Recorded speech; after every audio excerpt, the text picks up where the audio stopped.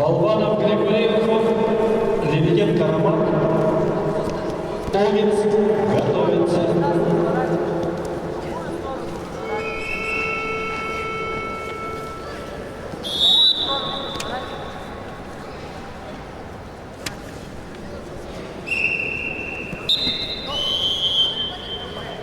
На ковре победу награжден Валерий Аламуев,